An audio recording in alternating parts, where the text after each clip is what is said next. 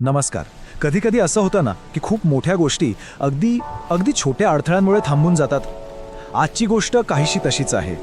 एका बाजूला आहे हजारो कोटींचं एक भलं मोठं स्वप्न आणि दुसऱ्या बाजूला एक अगदी छोटा, जवळजवळ दुर्लक्ष करण्यासारखा अडथळा. चला तर मग आजच्या या विश्लेषणात आपण याच कोड्याचा उलगडा करूया. हाच तो प्रश्न आहे जो या सगळ्या प्रकरणाच्या मुळाशी आहे. हे खरंच कसं शक्य आहे की एवढा मोठा प्रकल्प ज्यामुळे एका संपूर्ण प्रदेशाचा चेहरामोहरा बदलू शकतो, तो फक्त एका छोट्याशा रस्त्याच्या तुकड्यापायी थांबलाय? हे कोडं आपल्याला बरंच काही सांगून जाणार आहे. चला या मोठ्या चित्राकडे जाण्याआधी एका अगदी सामान्य आणि अनेकांना आपल्या रोजच्या जगण्यातल्या वाटणाऱ्या समस्येपासून सुरुवात करूया. आणि ती समस्या म्हणजे पुण्याहून कोकणातला तो जीवघेणा प्रवास. आता पुण्याहून कोकणात जायचं म्हटलं की सगळ्यात आधी डोळ्यासमोर येतो तो म्हणजे ताम्हिणी घाट. दिसायला खूप सुंदर आहे, यात काहीच वाद नाही. पण वीकेंडला किंवा पावसाळ्यात गेला तर विचारायलाच नको. इथली ट्रॅफिक म्हणजे अक्षरशः डोकं उठतं. म्हणजे बघा, तासन तास गाड्यांच्या रांगा लागतात आणि त्यात भर म्हणून दरडी कोसळण्याचा धोका, अपघात, हे सगळं तर आहेच. यास डोकेदुखीवर उपाय म्हणून एका नवीन मार्गाची योजना तयार करण्यात आली. वरवर पाहिलं तर हा एक अगदी सरळसोट साधा उपाय वाटतो. एक नवीन रस्ता जो या सगळ्या त्रासातून आपली सुटका करेल. आणि याचे फायदे तर अगदी स्पष्ट आहेत. हा नवीन मार्ग जर पूर्ण झाला तर पुणे आणि कोकणमधलं अंतर तब्बल 30 ते 50 किलोमीटरने कमी होईल. याचा थेट अर्थ काय?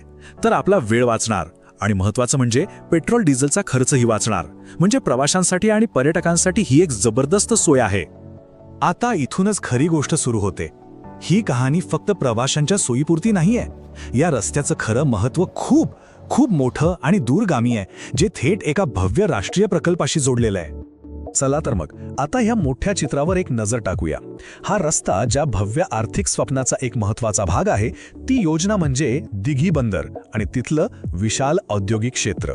म्हणून यातला सगळ्यात महत्त्वाचा मुद्दा असा की हा फक्त एक रस्ता नाहीये, हा त्या महाप्रकल्पासाठी अक्षरशः एक धमनी आहे, म्हणजे एक जीवनरेखा.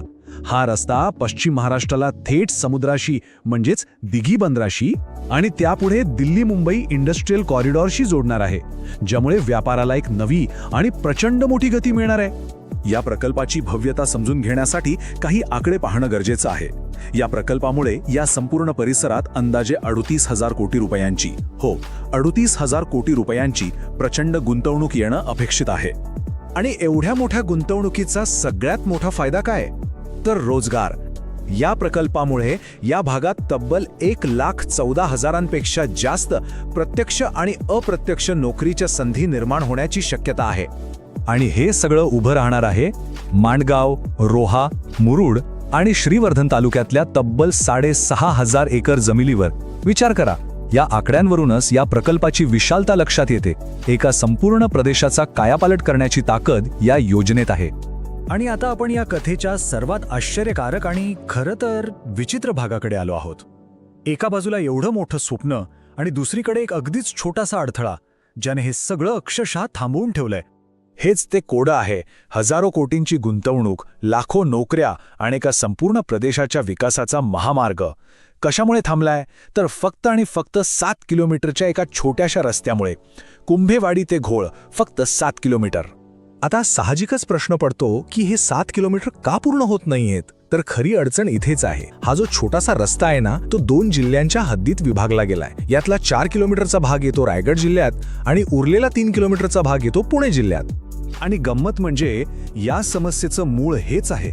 म्हणजे असं नाहीये की इथे पैसे कमी पडतायत किंवा काहीतरी भयंकर मोठं टेक्निकल चॅलेंज आहे. अजिबात नाही. प्रॉब्लेम आहे तो फक्त या 2 जिल्ह्यांच्या प्रशासकीय टीममधल्या कोऑर्डिनेशनचा, म्हणजे समन्वयाचा अभाव. विचार करा, एक साधं प्रशासकीय अपयश एवढ्या मोठ्या स्वप्नाच्या मध्ये येऊन उभं राहिले. या समन्वयाच्या अभावामुळे आणि दिरंगाईमुळे नेमकं काय होतंय? याचे परिणाम फक्त कागदावर नाहीयेत, तर ते जमिनीवर, लोकांच्या रोजच्या जगण्यावर आणि या प्रदेशाच्या थांबलेल्या विकासावर अगदी स्पष्टपणे दिसतायत. आणि या सगळ्यातली सगळ्यात निराशाजनक गोष्ट काय आहे माहितीये? या प्रकल्पातलं बहुतेक काम पूर्ण झालंय. माणगाव ते कुंभेपर्यंतचा रस्ता तयार आहे. डोंगरातून बोगदाही खोदला गेलाय. पण फक्त त्या शेवटच्या 7 किलोमीटरच्या जोडणी अभावी या सगळ्या गुंतवणुकीवर आणि मेहनतीवर पाणी फिरायची वेळ आलीये. त्यामुळे आपल्यासमोर 2 चित्र अगदी स्पष्ट उभी राहतात.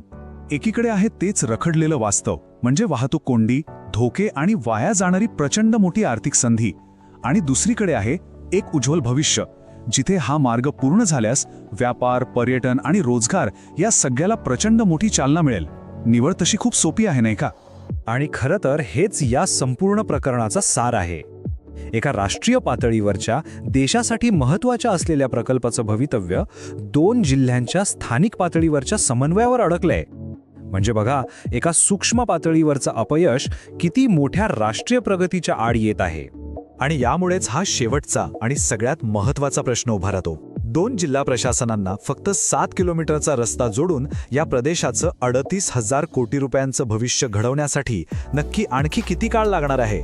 या प्रश्नाचं उत्तर कदाचित प्रशासकीय दिरंगाईत नाही, तर राजकीय इच्छाशक्तीत दडलंय. विचार करायला लावणारी गोष्ट आहे, नाही का?